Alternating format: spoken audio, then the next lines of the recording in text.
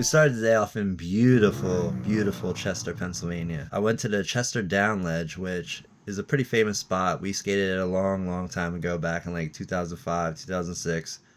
And it's pretty much been there forever. That you bang this left into like, it looks like you're just going into a warehouse, and then this right through a one way in, one way out street. And you park and you just see this ledge. And but as a kind of a shitty run up, and also is like it directly goes straight into the ground, so you have to kind of come off early, or in a way like take it all the way down to where you're just slamming into a curb, and no one likes to do either one of those. And going back today, like I haven't skated there in quite a while. Every time we go there, we just laugh and say like, it's crazy we even skated this all the time. But it was like pretty safe because you would be able to jump, and if you miss you would slide off, and it was like pretty wide on top.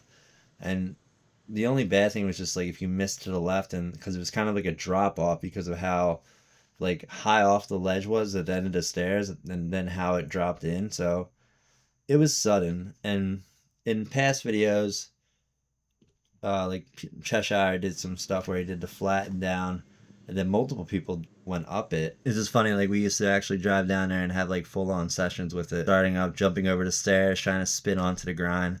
I think the best thing I ever did on there, like I accidentally 450 back torqued it, and like you're gonna laugh at me because I did it like the Elias way, which he allowed to be acceptable for some reason. I remember I went back to try to redo that like later in life, and I got completely rocked. Tripp's been without it, but it's one of those ones where it's like it's so quick when you get on there that you think like you're gonna be like, oh, no problem, but it's it's a knee rocker, as I would say. A very painful spot to start off your day with skating. Ethel Waters Park. It's right off the industrial highway. Like I said, it's hidden in the gem of the streets. Like if you kind of like peek it from the highway, you can kind of see it. But there's really no other reason to be at that park other than that. There's factories behind it, people that picnic, and then this pretty perfect ledge, really.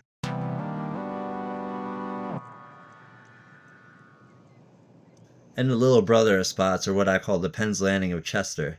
I remember my buddy Hunter actually told me a long, long time ago about this spot. He's like, he was a skateboarder, but he also rollerbladed, so he knew both worlds. But he had been down there, and he had said, you guys would probably really like this spot that I found.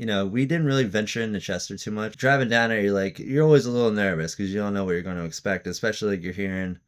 And this is before they built the Subaru Park, which would be where the Philadelphia Union actually have their own stadium, and they're a pretty big Major League Soccer team in Philadelphia, but they put them in Chester. So basically, what you pull back there is like a fishing, boating drop off, to where you can like take your boat down, drop it into the water, and like cruise around the Delaware, because this thing is right under a bridge. It really looks like a skater built this for skating, because there's just ledges in all kinds of different directions, just littered just all down this one side of this path. And I remember the first time we went there, we pulled up and we're like, oh, okay. There's little problems with them, obviously, and they weren't waxed at all. They were not the material that you're seeing today. I'll try to have pictures of it, like what it used to look like.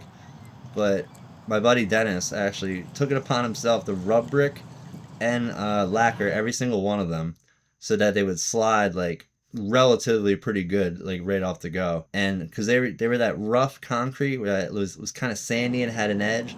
And another problem with the ledges was they had like these cracks that were in the middle of like some parts, especially on the smaller ones. They were like really separated in a way they were like two ledges. So you had to creatively skate it or skate the really high one, which over the years you've seen multiple clips and multiple videos of people doing stuff on there. We used to live at that spot in like 2007, 2008. But it was a great line spot, but the only bad thing was you would get caught up in the cracks, so you had to skate like a portion of the ledge, the end of a ledge, or at some points too, it was like a really chunky one that you really couldn't do anything on. So it like after a while it lost its luster. It's like how many times can you like that high ledge would really hurt really bad when you would miss, because it was rough as shit on top of it when you would miss. And it just honestly, when you would get caught in a crack, it would just throw you so bad and get you rocked. Eric Miller made it worthwhile again to skate, which, you know, he shout out to him because he hooked it up. But now you go back today and like now they're completely all painted. Somebody did the beautiful work of bondoing every single like crevice and crack with this like dark Bondo that I've never even seen before. And I was like a little skeptical when I was going up to grind it because I'm like, there's no way it's gonna like feel like it did. Cause no, even when I last skated this, like it had that like feeling of like that edgy, bumpy feeling and like roughness and like it's kind of weathered. I want to say in a way. And now it's like, man, that thing was like a box. I was really shocked, and I'm kind of sucked because I was just getting going, and I guess there was a union game or something going on because they had everything blocked off, like the parking lot. And I kind of just like snuck in there and parked on the side because the guy, I was like, hey, can I go like check out the dock real quick? And he allowed me to, and then somebody else kicked me out. So these are the only two lame clips that I could do while I was skating it. But I was going to try to like get a line on the whole thing, showing the whole scenery, but I'll have to go back at some point. But man, this spot, I remember somebody told me like not too long ago that it was way better than it was, and it's funny seeing like how a spot can completely change. Like I guess it's just a fresh coat of paint. That old saying, like you put a fresh coat of paint on anything and it'll brighten it up. But the Bondo, the paint, and they even maneuver some of the ledges around to where they're in like a different position than they used to be. So it's like more straight on to where you can hit like one ledge to the high ledge. And I didn't even like really touch the high ledge because I'm just kind of like I had my battles with that thing way too many times to give. So it's like, here, this is what I have for now. Take it. From there, I wanted to show the spot that I skated a couple times in multiple videos. I think the first time was in Killing It, and then the next time was in Dino 2, I believe. It was actually a school that I walked by damn near every time in my childhood. And it was this just stupid drainage ditch that went down the side of a path. And I always wanted to just jump over the chain into it. And it's like stupid, but you think it's like real simple, but it's like one of those sketchy ones where at the middle of the sewage drain it had this like in a way like a parking barrier thing where it made you stumble and like shake a little bit, and then the fact that you had to jump a little bit before this like so it went blacktop and then like had a little like dip, and then it had the chain that you had to jump on into the bank. So it was just sketchy as hell to like have the confidence. Like you knew 9 out of 10 you were probably going to land it, but it's always that uncertainty of like jumping over something and then like stumbling and fucking up. Did it for Andrew with a line and Killing It where I had nobody spotting for me really, so you're just kind of jumping in, hoping that no car is going to be coming through the alleyway because it's pretty much like a back alleyway for people to drive up into, and it's a pretty busy neighborhood for the most part.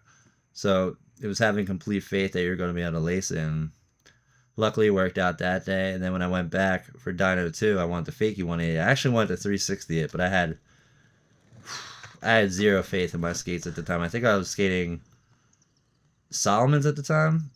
I think I'm skating Solomon's at the time, and they were like the Feinbergs. They were like Ian Kopp's hand-me-down Feinbergs with really busted. They had really busted shock absorbers, so they really had like no impact bearing. They were just like crumbling kind of under my feet, and that's never a fun way. Then I think I did it again in Fifth Element, so I used like two different variations of doing it because I didn't like either one I did.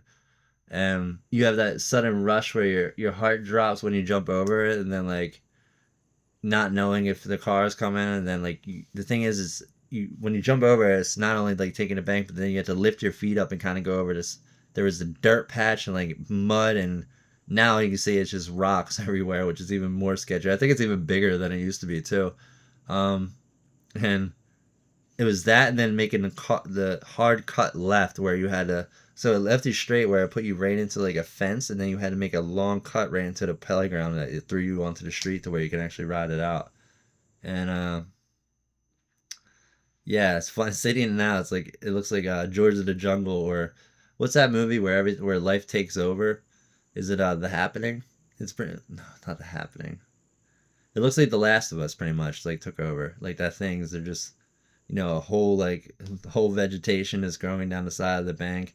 You couldn't even jump it if you wanted to anymore because there's just a tree hanging down, and it seems like the parking lot's always taken over by other people. But just a fun spot. I wanted to show you like that. Everybody's like, you're just rolling down a bank, and it's like, no, it's a little more hairier than you thought, and it's cool seeing it now, seeing it overgrown and completely unskateable. It's like I had to do it when it was there, and luckily I did. Till next time. Enjoy.